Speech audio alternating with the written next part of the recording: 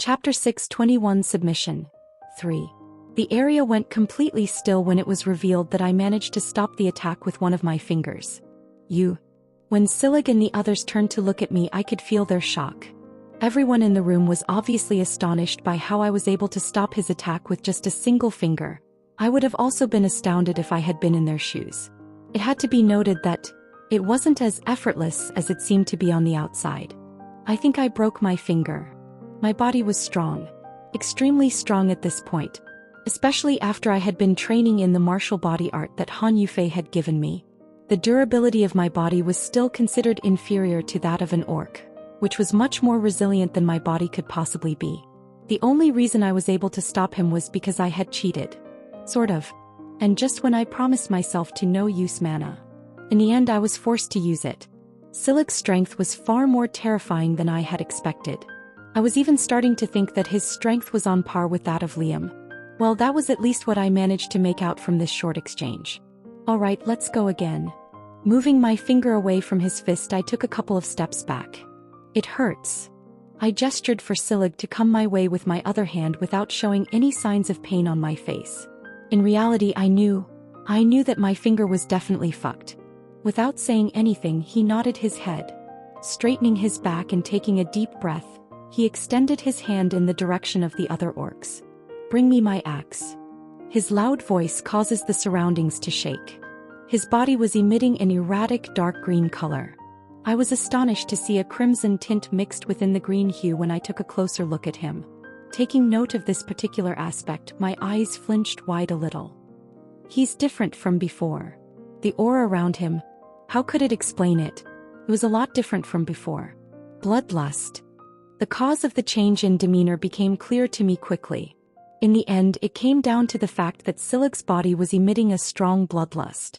It made me realize that he was finally taking this seriously. No, rather than being serious. He's betting his life on this.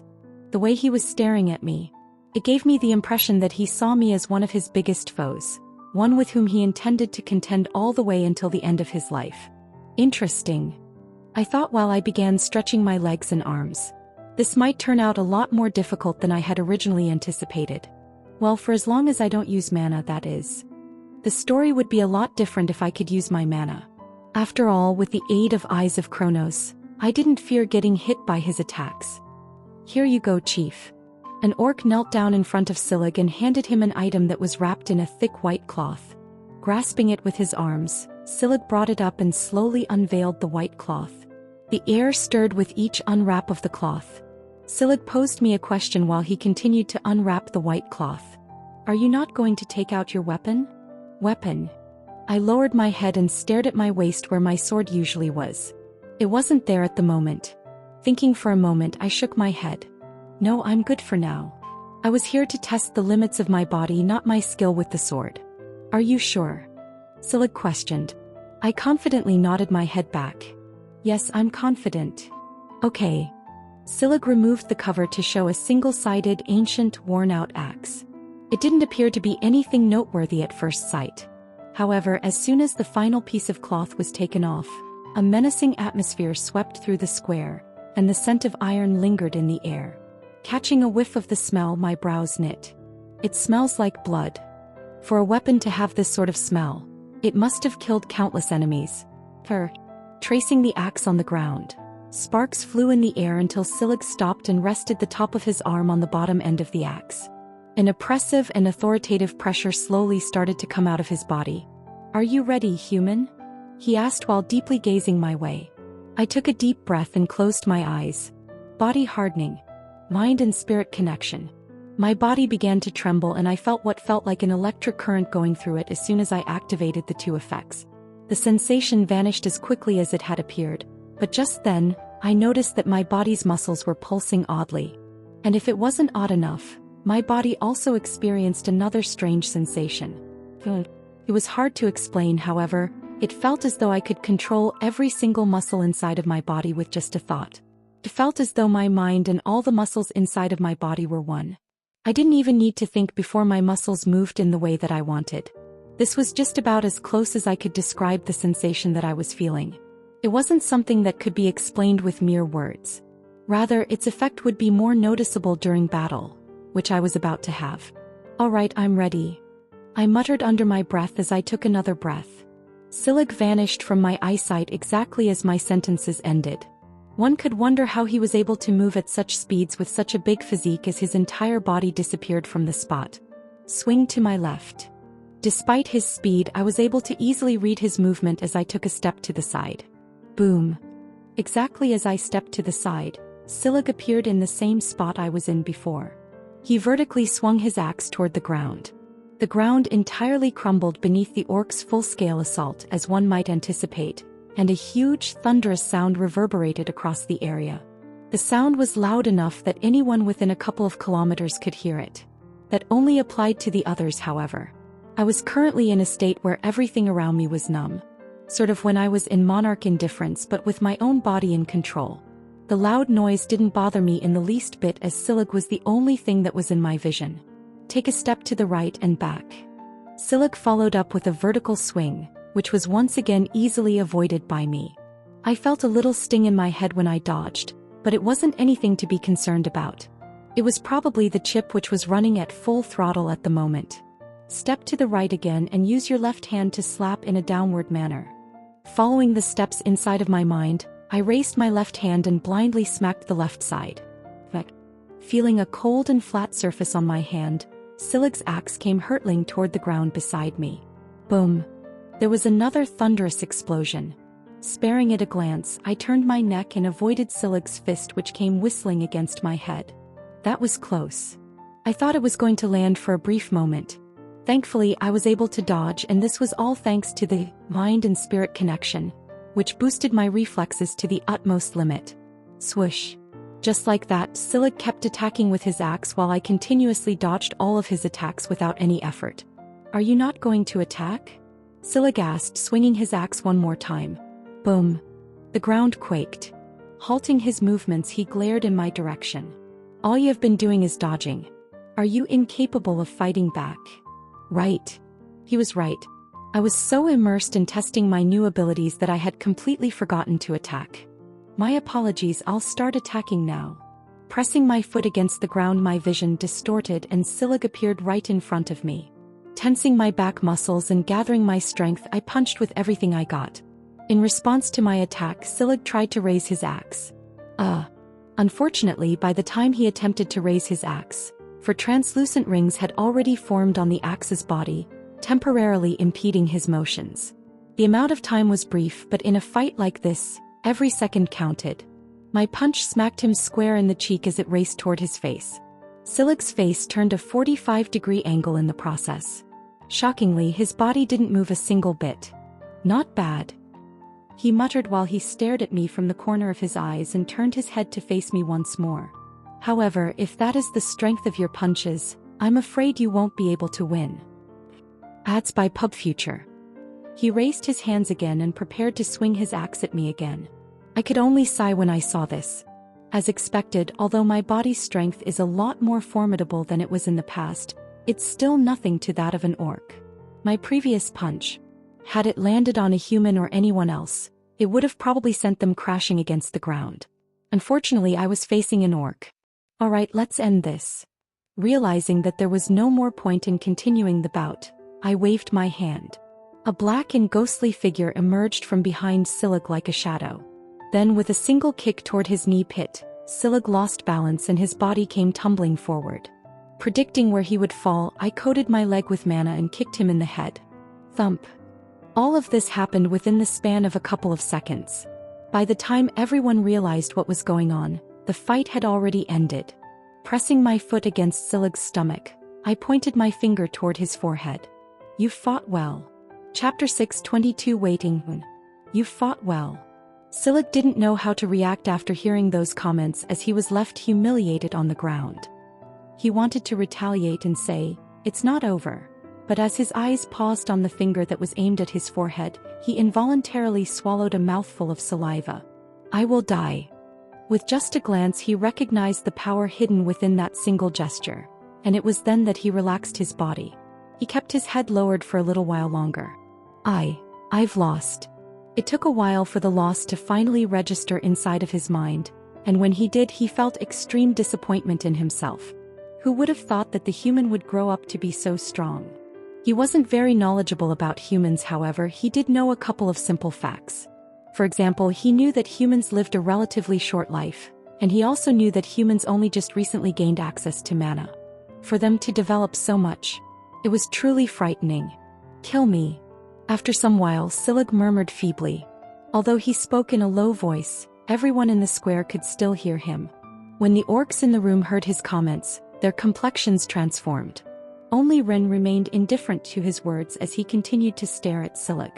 Opening his mouth, he asked, "Is the idea of working for me that repulsive to you? Repulsive enough to make you want to kill yourself rather than accept my offer?" "No." Silig weakly shook his head while he looked at the other orcs present. "I just can't bear to part with them. For over 60 years I have fought with everyone here and treated them as my kin, my family. As the chief of the tribe, it would only mean treason if I leave and let them die at the hands of the demons. Becoming the chief comes with heavy responsibilities, and leaving them when they need me the most isn't one of them." His voice raised as he clenched his teeth. "That will not be something that I, Silig, will do." His loyalty was undying. He would never let anything happen to his clan, even if it resulted in him letting go of his pride and morals. Whatever it takes. Interesting. Interesting. He was surprised to hear Ren's voice. Compared to before, it was a lot less serious. Yet, right as Silig met his eyes once again, he felt a weird sense of intimidation coming from him. He couldn't quite explain it, but the feeling was akin to having his whole body submerged inside a cold pool of water. Mustering every bit of his strength, he asked Ren, "What is interesting?" "You." Ren bent down on both knees and inched closer to Silig. "Your power and strength are amazing. Just what I needed. You don't have to worry about your accommodation since you'll be staying with us. What about my tribe?" Silig cut Ren mid-sentence, prompting him to lower his head to stare at Silig. What will happen to my tribe once I leave?" "Your tribe?" Ren tilted his head ever so slightly. He then shrugged his shoulders. "How should I know? They aren't my responsibility." Silig's heart sank when he heard those words. As expected, he only cares about me. His actions were understandable as Silig understood his position well.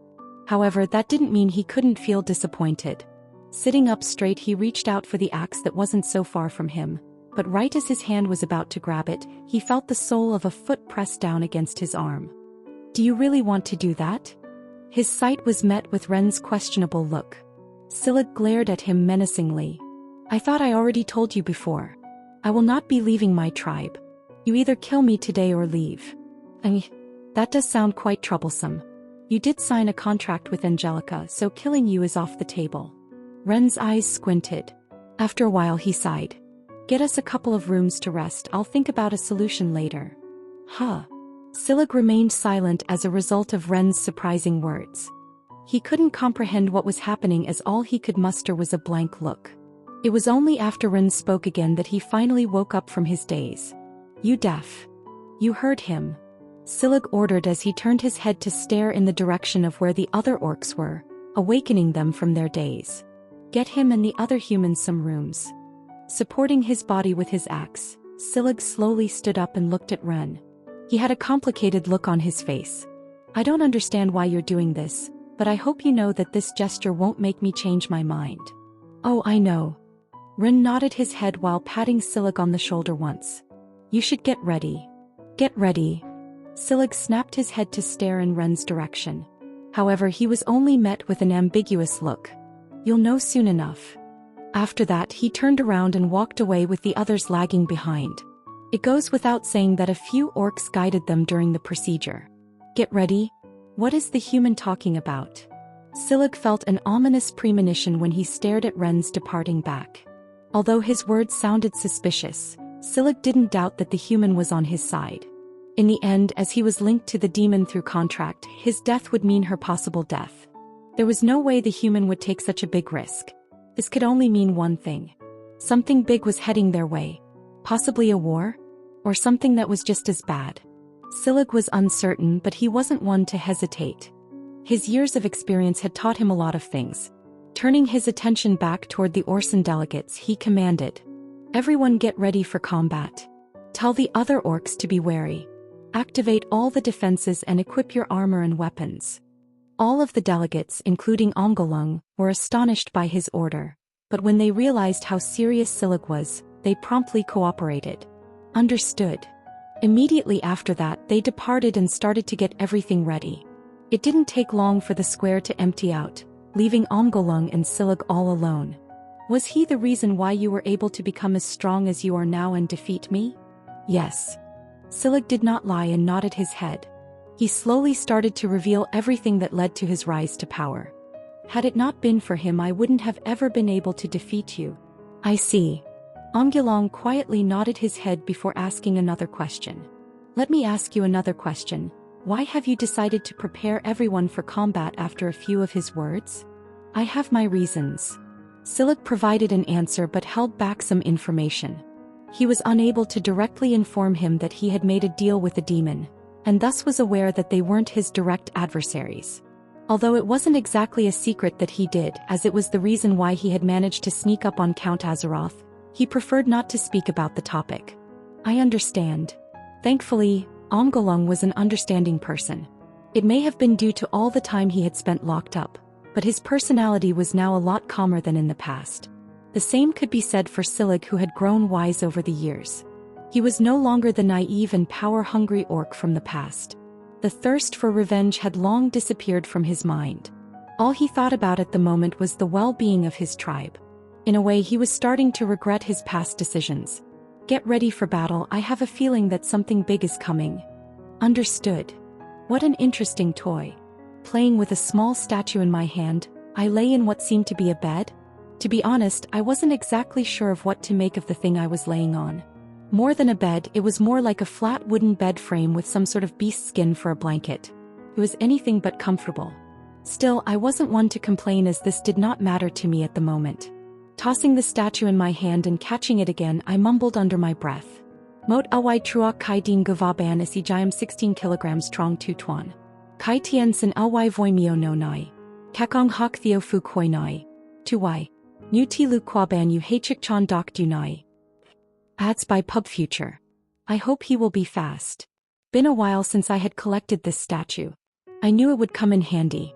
Just this simple statue in my hand was enough to start the war between the demons and orcs again. The reason was straightforward. I knew the demons were waiting for something after gathering some information from the ones I had tortured along the way. This was why the orcs were still alive. Since my goal was to conquer the whole planet, I decided that it would be best if I initiated the war before the demons were ready for whatever they were planning. I didn't want any unnecessary things to happen during my quest in conquering this planet. And it was fortunate for me to hear that an old acquaintance of mine was still alive. An acquaintance that would help me a lot in the next couple of days. Tossing the statue in my hand one more time, I snatched it from the air. Everything is going according to how I predicted, at least for now. Chapter 623 Waiting. 2. Amanda sat in her office and looked through a series of documents. Her focus was largely diverted by the significant materials in front of her. They detailed important information for her guild. This won't do. Her fine brows knit as she set one of the papers aside. She carefully took a document from her drawer, sat back in her chair and muttered. This many. The data in front of her didn't make sense if compared to the document in her hand. The difference between the numbers she was seeing from the previous files with the ones that came from the document in her hands was staggering. The number difference wasn't actually bad news, rather it was fantastic news. The only problem was that she found it hard to believe. There's something I'm missing. No matter how much she looked at the data, she couldn't make heads or tails of how it was possible for the numbers to differ so greatly. In the end, she was forced to call her secretary, Maxwell. Maxwell, come to my office. Within the span of a single minute of her calling him, he came knocking on her door. Knock. Come in. You called, young miss? Yes, here. She slid the paper across the table and asked. What's going on with this? With what? Walking over to her desk, Maxwell politely smiled and looked at the paper Amanda was pointing at. Oh, this looks like the guild status report. What's wrong with this? Over here. Amanda pointed toward a certain area on the paper with her finger. This doesn't make sense. It says that our guild has over 400 members in the S rank range. How come I'm only being made aware of it now? And if I don't remember wrongly, We only had about 100 when I was in charge. How could the number increase so much in the span of a single year? Her father, perhaps? He may have contributed by recently breaking through to SS-. But Amanda didn't believe this was enough to attract over 300 S rankers. Her father, perhaps? He may have contributed by recently breaking through to SS-. But Amanda didn't believe this was enough to attract over 300 S rankers. There was definitely something suspicious about the situation. Can you please tell me what's going on? Maxwell's face hardened a little.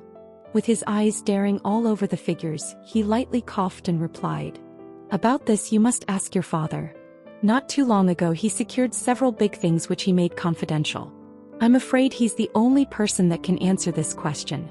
I don't think anyone else within the guild apart from a select few know. I see. Amanda's eyes narrowed for a moment. The distress on Maxwell's face was obvious to her, but she chose not to press the issue because he appeared adamant about keeping quiet. Something is wrong. All right, that will be all for today. Thank you. Maxwell stuttered slightly. He then bowed his head and left the room. There's something I'm missing, Amanda thought to herself as she fixed her sight on the door.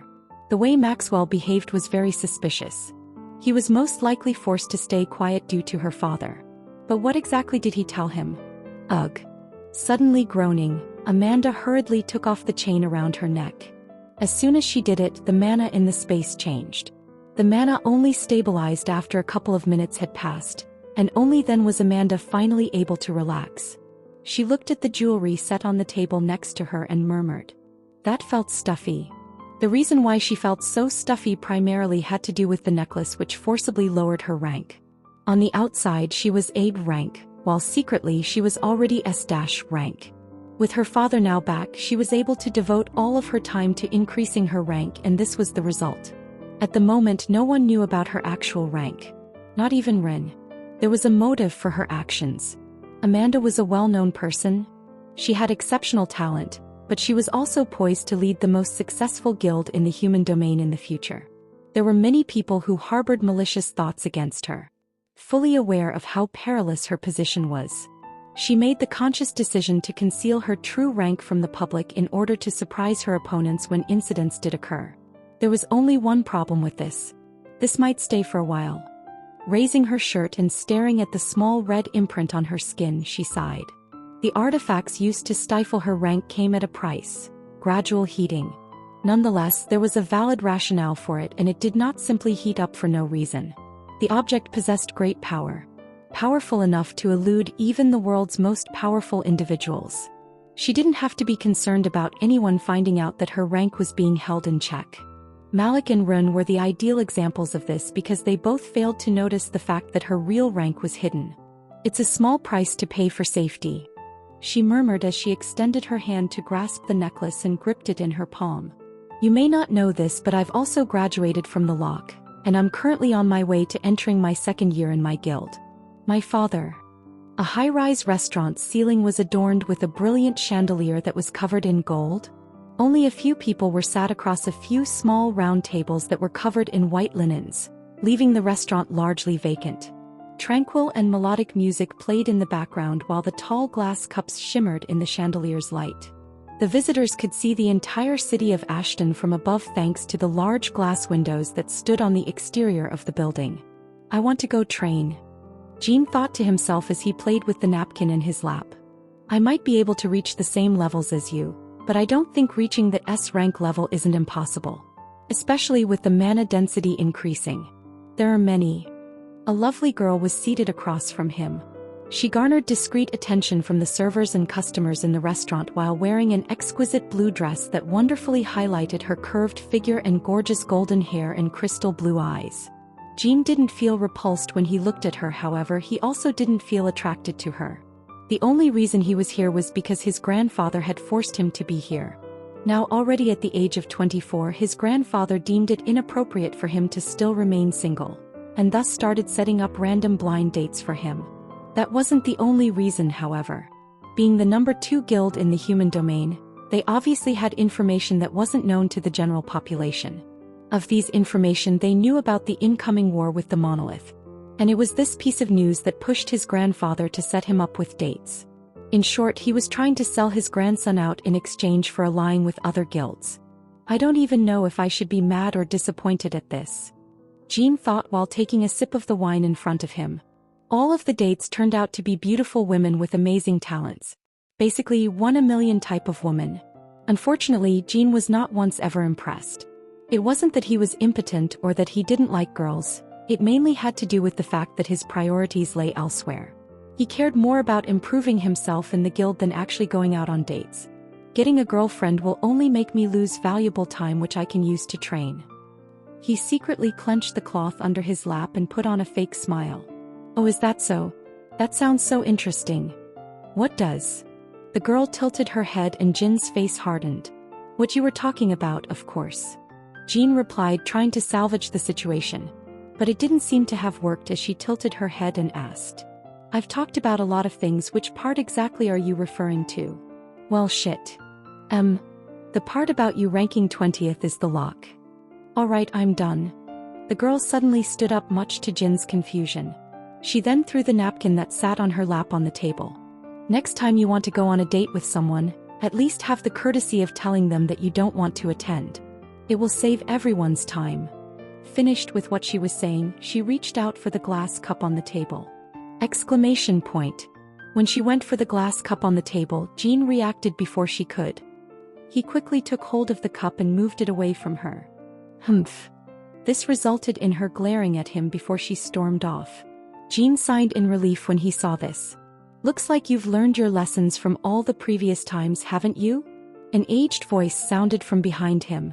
Jean bitterly smiled as he turned to face the head waiter. After getting a drink thrown at me 4 times in a row, I'm bound to learn from my lessons. Ha ha ha. The waiter laughed before he started to clean up the table. I'll relay to your grandfather that the date didn't work out. Please do so. Jean stood up and sighed. Fixing his clothes, he turned his head to stare at the beautiful city below. If only I didn't have to attend this crap. Boom. A tremendous explosion that caused the entire structure to violently shake woke me up. Looks like it started. I muttered as I opened my eyes. Then with a loud yawn I got out of bed. My back ached terribly at the moment. Damned bed. It'd be an insult to call it a bed. Boom. The surroundings shook once more. With my feet planted on the ground, I was able to remain composed. Changing my clothes, I got out of the small room I was staying in. The room's wooden door seemed a bit shabby and fragile. I could tell with just a touch that anyone could enter the room with a light punch. Secretly shaking my head, I opened the door and got out. What met my sight upon going out of the room was a long and empty dark corridor. If I'm not wrong, the stairs are on this side. I was given a rough rundown of the general structure of the castle before being sent to my room. Hence, I knew approximately where to go at the moment. Hey, can you guys hear me? I brought my watch next to my mouth and spoke. It wasn't long before I received a message back. It was from Ryan. Yes, we're all upstairs at the moment. Everyone. Yes, you're the only one that is missing. That fast. And here I thought someone would get lost. Prior to entering our rooms, I told everyone to head upstairs if anything happened. Who would have thought that they'd be this fast? Well, okay, I'll be there soon. Tapping onto the watch and terminating the communication, I hastened my steps and headed upstairs. A good show was about to ensue. Couldn't for the love of God miss it. Chapter 6:24 Waiting, 3. Inside the halls of the castle. How is the situation? It's not good. An orc replied with a somber expression. Were you able to get a clear idea of how many enemies there are present? L. The numbers appear too large for us to count. Okay. Silig replied in a serious tone. The halls quieted down after his words. Didn't you say that the demons would come at us in about a year's time? Why did they suddenly attack now? I've still not recovered my strength. Ungolung asked from the side. Out of all the orcs present, he was the only one that Silig treated as an equal and wasn't afraid of voicing his concerns. Do you have any plans for how we should handle the situation? I have a rough plan. Silig replied in an apathetic tone.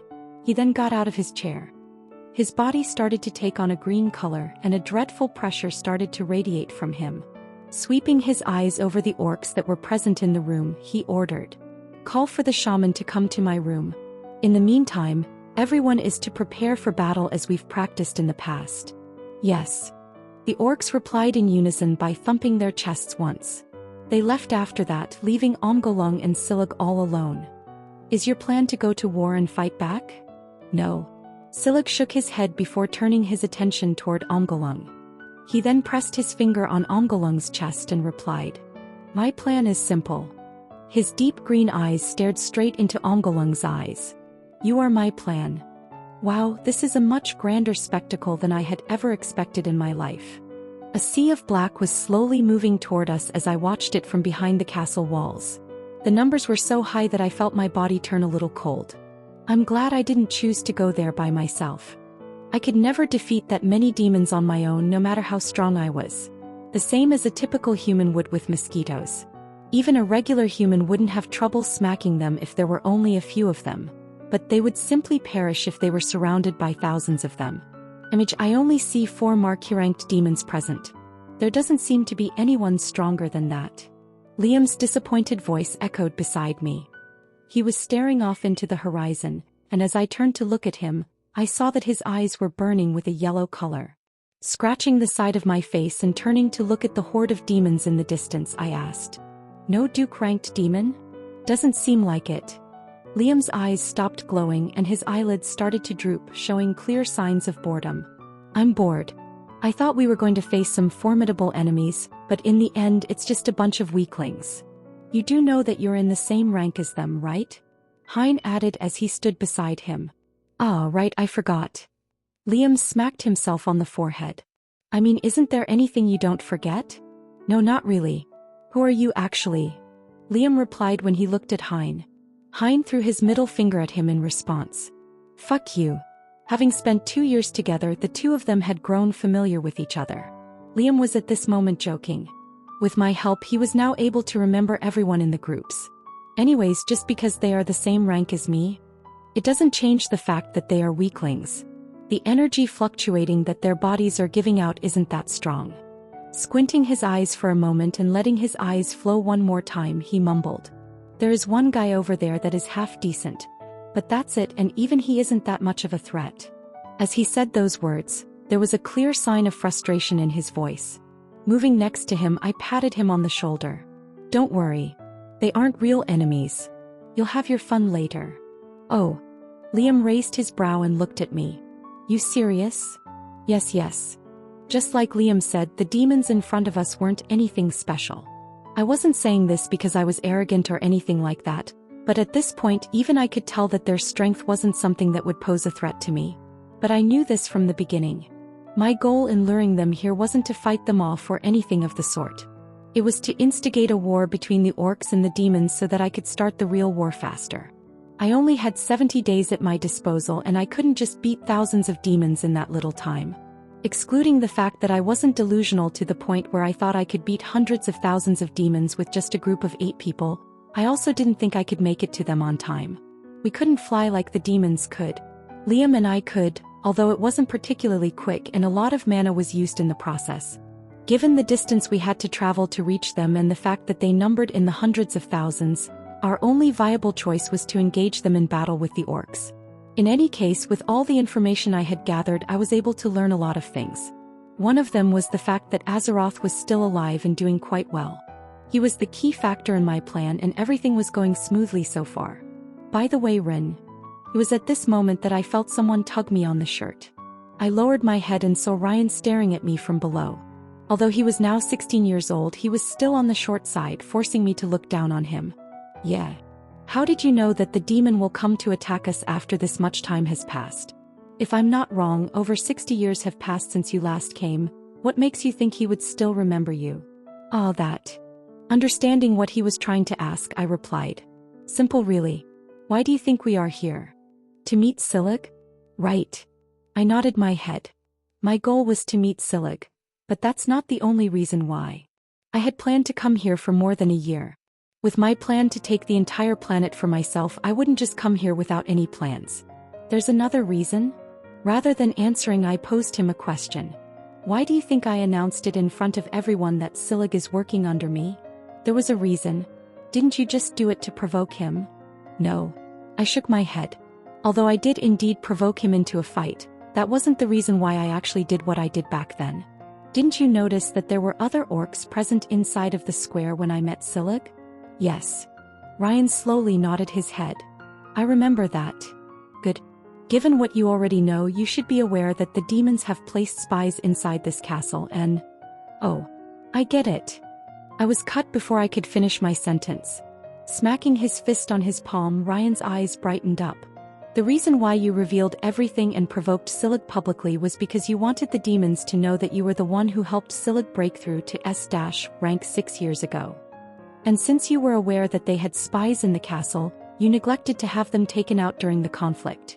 As a result, only the demon Silig killed reacted when the spies informed the other demons of what they had learned. Ryan said everything in a single breath. I nodded my head from time to time as he continued speaking. That's right. Also, I took out a small statue from my dimensional space and tossed to it Ryan. I used this statue that I picked back then to make the demon understand that the humans Silig was talking to were the same people that ransacked his castle. Only this way would I instigate him to come attack us. I see, it all makes sense, but… Ryan stopped for a moment and raised his head. What about the other demons? Why aren't they doing anything to stop them from coming? Good question. I turned to face the distance and placed my arm on the side of the wall. They are probably aware of what is happening and are just waiting to see what happens.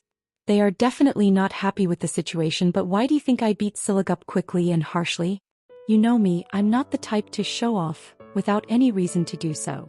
I suddenly asked when I looked at Ryan. Since I knew that there was spies watching, wouldn't it be detrimental for me to suddenly show off my power and let the demons know that I'm strong? Ryan's brows furrowed as he fell into deep thought. Seeing the state that he was in, I didn't say anything else and just continued to watch him. I wanted him to understand things without the need for me to explain everything to him. If it was him, he'd probably understand what I was planning on doing without me needing to lead him on. I felt a pang of sadness when I thought back on Small Snake. Had it been him, he would have understood my intentions quickly. I got it. Ryan's voice jolted me out of my thoughts. Go on. Pinching the middle of his brows, he spoke. The reason why you exposed your strength was so that the demons would be wary of you. In short, the reason why they aren't stopping the demons from coming here despite it being against their plans is because they want to see how strong you are. If you can beat Silig, then it is only natural that they become wary of you. That's right. I patted Ryan on the head. I was very satisfied at the moment. That's exactly why I showed a glimpse of my abilities when fighting against Silig, and once we manage to defeat the incoming demons, the real ones will be coming. That's why. I raised my head to stare into the distance. We have to win this battle in a way that will make the demons take action personally. Enough to make them stop whatever they are planning on doing and come to us. Chapter 625 Start of the War. It was approximately 2 a.m. in Ashton City.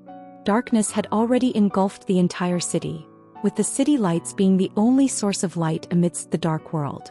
In a certain high-rise building, ding! The elevator doors quietly opened, revealing 2 crimson-red eyes that shone in the darkness. What a mess! Kevin raised his hand to clean his blood-stained face as his hushed, chilly voice echoed around the room. A dozen or so corpses were exposed behind him as he exited the elevator. He was greeted by a silent, dim hallway with a sizable wooden door at the opposite end. Additionally, there was a marble reception desk just next to the door, but it was empty right now. While he walked, the cameras that were pointed in different areas around the hall exploded before they could get within his range. Pit, pit, pit. The sound of his rhythmic footsteps echoed inside the hallway. He soon stopped in front of the door. Knock. Knock. He knocked on the door twice. No one responded. Knock. Kevin knocked on the door again. Huh? Who is it? A confused voice echoed from the other side of the door. Roanna? Why was I not notified of anyone coming here? There shouldn't be anyone. Kevin heard a female voice coming from the same room. Roanna. That must be the name of his secretary. Kevin thought to himself, reaching out for the door with his hand. Then, with a flick of his wrist, he unlocked the door to reveal a posh office. A large marble desk sat at the end of the office space with large windows that enabled one to overlook the city from above. There were tall bookshelves on the side of the room, all filled to the brim with books in color order. The room's newly polished oak floor was covered with a rug, and the corner contained several stone statues. The place looked extremely fancy, but that wasn't what took Kevin's attention. At the moment, his eyes were drawn toward the half-naked women that stood beside a tall man with short brown hair and mean-shaped brows. His clothes and hair were a mess, a clear indication of what had been happening moments prior to his arrival. Both of them were staring at Kevin with startled and shocked looks. "What are you doing here?"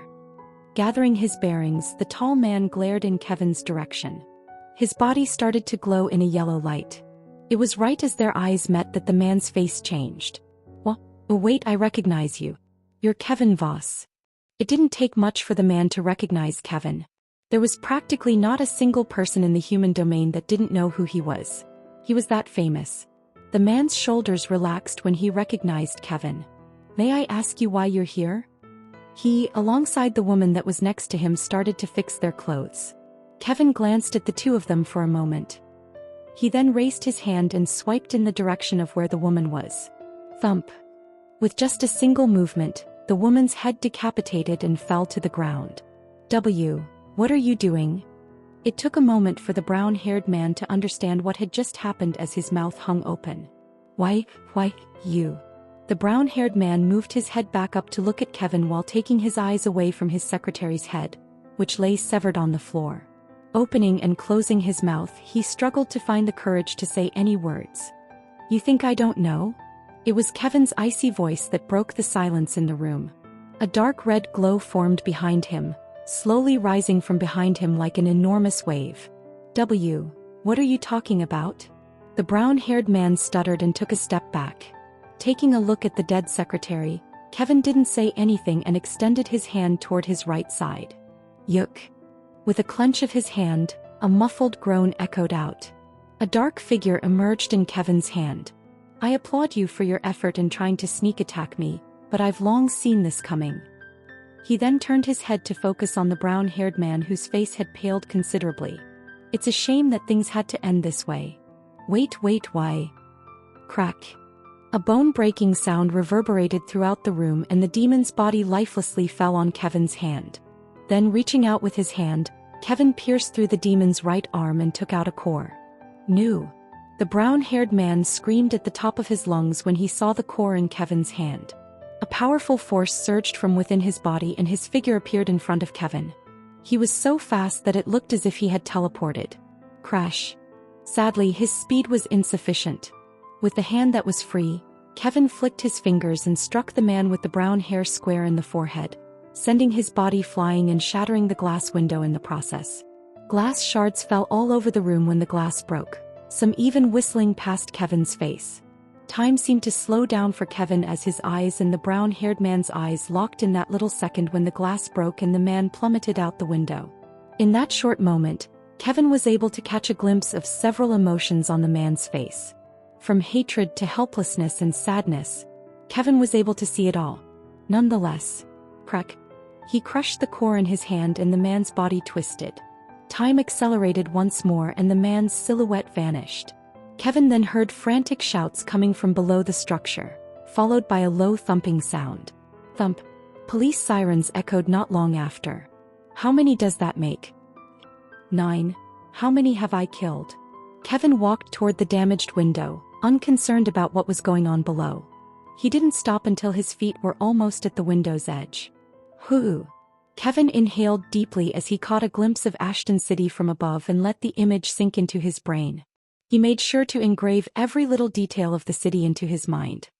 His figure slowly began to blend with the night before disappearing as he raised his head to look at the shining moon in the sky. Still not enough. Thump, thump, thump. The earth trembled as sharp, hefty weapons smacked against it. Thousands upon thousands of orcs, standing in various legions of over 5,000 orcs apiece, were the cause of the trembling. Their features were hidden by the worn-out metal armor that covered every inch of their bodies. Their physical presence emanated a terrible pressure that was ominous in nature, enveloping the surroundings around them, and scaring any living organism that was within meters of their presence. "Are you ready?" A thunderous voice echoed across the plain, shutting any form of noise coming from the orcs. All eyes focused on an orc standing at the forefront. Just his presence alone was enough to make a legion tremble in fear, commanding the respect of the thousands of orcs present on the grass plain. Large red runes with a reddish glow could be seen on the orc's naked body, which blended with the dark green color that emanated from him. The red runes would flash up like scalding hot lava with each and every breath Silig took, further raising his presence across the battlefield. Silig scanned the entire battlefield with his huge axe lodged on the ground next to him. A serious and solemn look spread across his face as he memorized the faces of all the orcs around him. He could sense an ever-increasing presence behind him that threatened to force the combined pressure from all of the orcs together back, as it became stronger with each passing second. The situation was rather grim, but he wasn't one to give up. They had come so far and he wasn't one to give up until the end. Focusing his attention on a certain direction, he shouted, "Load the weapons." Huge constructions began to wheel out into his sight, as the legions started to move around them. Silig turned around to stare at the horde of demons that were slowly approaching his spot. He then focused his attention back on the weapons that were slowly being wheeled his way, and he raised his hand. "Stop!" he shouted. The structures stopped moving right as his words echoed. "Load the weapons." Silig shouted soon after, and enormous boulders began to load on the structures. The boulders were so large that it took over 1,000 orcs to carry them. It was important to point out that the boulders weren't made of any regular old stone. Instead, they were made by combining a number of different materials, which produced projectiles that were extraordinarily thick and hard. They were strong enough to resist being broken by someone like Silig. The weapons took 2 minutes to fully load in total, and by the time they were finished, the demons had already reached them. Without wasting a single second, Silig glared at the approaching demons and shouted, "Shoot!" Rumble, rumble. The ground trembled after his orders, and snap. The boulders disappeared from everyone's sight. What followed after were several sharp whistling sounds. Zoo, zoo, zoo.